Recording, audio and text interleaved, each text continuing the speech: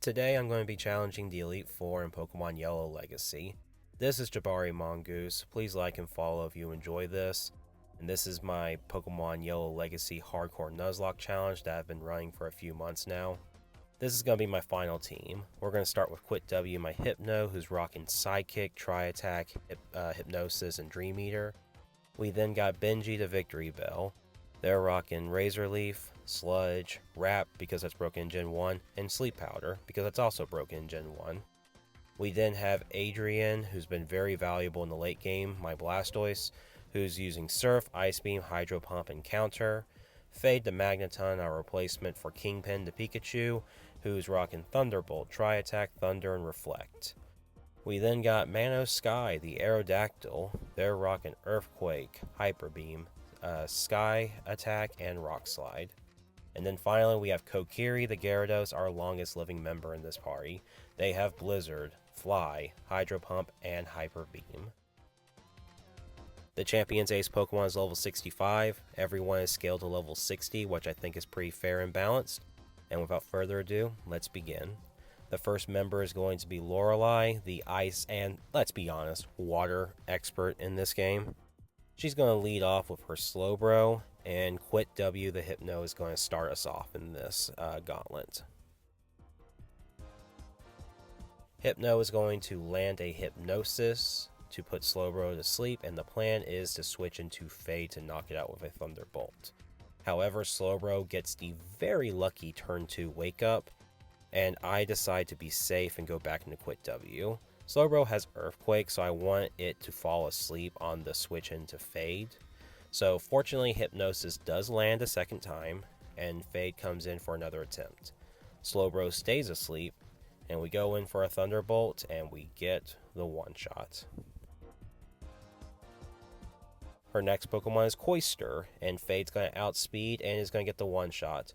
Being at level 60, we are over-leveled for Lorelei and Bruno, unfortunately. But that puts us pretty even against Agatha and Lance. And then our rival is going to be over-leveling us. We also one-shot the Dugong. And then this is where things get a little challenging. Her Jinx is a pain in the butt.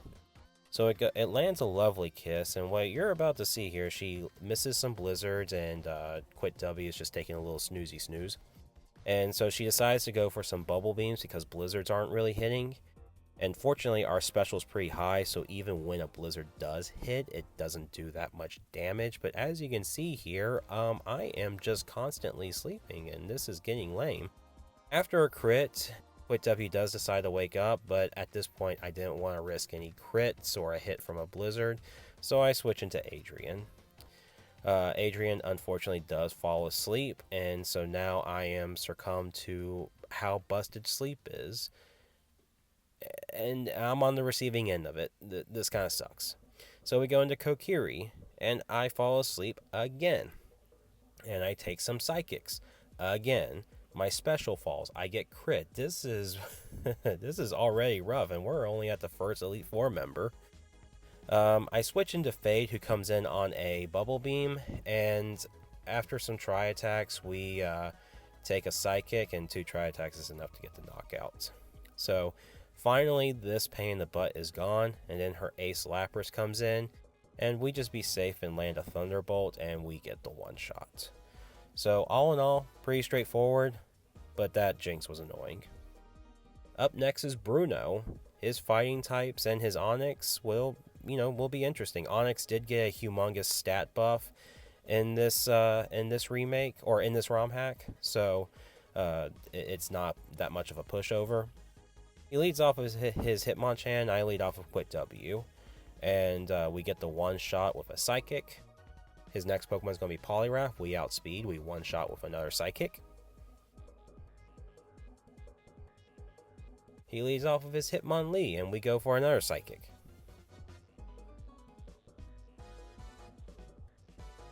Next up, we go into Onix. Now, I decided to switch because Onix, again, does have the massive stat buffs, but Hypno is not as physically bulky as he is specially. So we go into Adrian and go for a Surf, and the other reason why I'm keeping it here is to try to get a little style points here.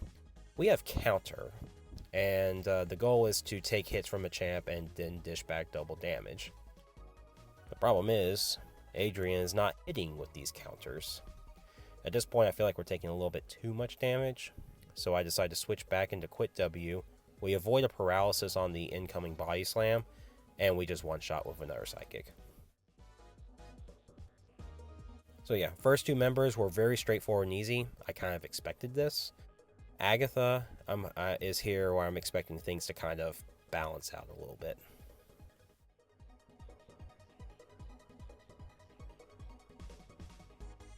Agatha leads off with one of her Gengars, and Mano Sky is who I decide to lead with here.